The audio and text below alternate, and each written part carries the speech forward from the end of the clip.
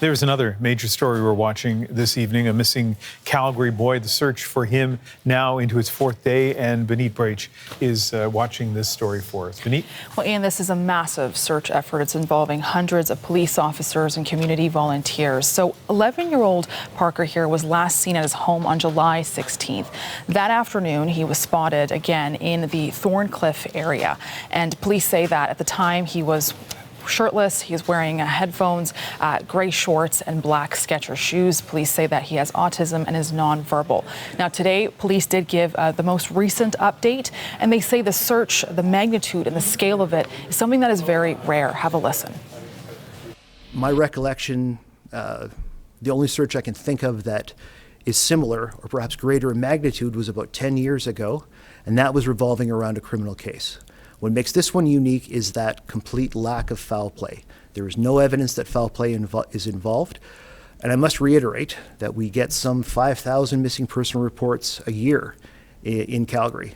And for it to go on this long, you're absolutely correct. This is absolutely atypical. Now, on Saturday, there was an emergency alert that people received. And in the past, police have said that this case, it didn't meet the specific criteria for an Amber Alert, but the government was able to make an exception so that alert was issued and people received it on their phones. There's been a number of efforts to try and find Parker. For example, police have been playing Disney songs because they say he likes Disney music. There have been searches going on by the river, mountain biking patrols. And here's a little bit more on those efforts. Of our 500 or so searchers who have been involved over the last 4 days, their total combined travel distance is about 6,500 kilometers, which for reference is the distance between Calgary and Dublin, Ireland. So obviously it is a massive amount of walking that has been done. So what are we hearing from Parker's family and what police are asking for from the public? Parker's family has said that they are living any parent's worst nightmare since he's been gone missing, and that they want their son to come home. I'm just going to read a bit more of their statement here. So they say that Parker experiences the world in his own way. He may not respond when his name is called. He can become frightened when approached by people that he does not know. And police also say that one of the other big challenges for this case has been AI images that have been surfacing online that have been altered, they're unverified. And as people share these, they're not helping in the investigation because they cause confusion, they cause misinformation. So police cautioning, to really be careful with what you are sharing online and even trying to take a look at what you really are seeing and reading.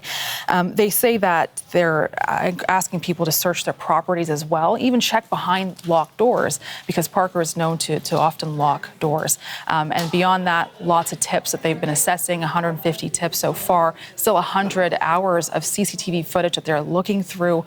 So that work is ongoing. And they say that if anyone does see Parker, don't approach him, but instead keep him in your distance and call 911. Hard to imagine people creating fake AI images that would end up just confusing people on the search. But let's focus on the best of humanity, which is the way that people have responded to this search, and hope that it turns out with a happy conclusion to this. Benit, thank you very much. You're welcome.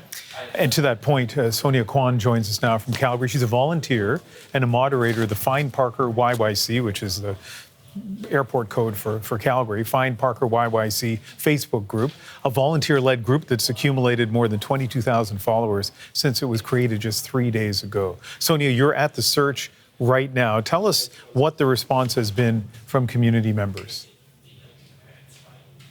Thank you. The response has been really overwhelming. The official alert did not go out until yesterday, but people have been aware for a couple of days and really just wanted to help in any way they could. And so, people have been coming together here at this just volunteer organized center of activity to be able to, go out and get information and go out with other people and help search for Parker. It's just brought people together to do what everybody wants, is for Parker to go home to his family. Yeah, and you're in your car now because, and this is a good thing, it's so busy out there, it's so loud out there. from people who are there to help with the search that you decided to come inside the car and do the interview. Just take a quick look out your window and tell us, what are you seeing? What's going on right now? Well, I'm actually not even in my car, Ian. I'm in someone's truck. My car's gone because my husband's gone out to help with other things. There's at least 50 people outside right now that are here getting information. We're providing water that has been donated. We're providing snacks that have been donated. We're providing maps. We're providing pamphlets and leaflets for people to, posters to put on their vehicles, to put on signs. And we're giving information on the website that has been another volunteer created, searchparker.org, that gives live time updates on a map of where people have searched, and we'll timestamp it. So yeah, it's a beehive of activity right now, and is just bringing people together to help each other, to help find Parker. Yeah, and so people can tell that the video signal there is a little bit unstable, but I think we still have you on the line. Let me just check with the control room. Can we keep going with this interview? Yeah, we can. Okay. So, I think every Canadian community would react the way that Calgary is, but I can't help think about the flood back in 2013 and how your city responded in such a phenomenal way, and in much different circumstances, more dire circumstances, perhaps. People are responding well here. How's the police department reacted to this community support and the number of volunteers who are coming out? Where somebody's rocking the truck, and it isn't me. Okay. The police have been really supportive.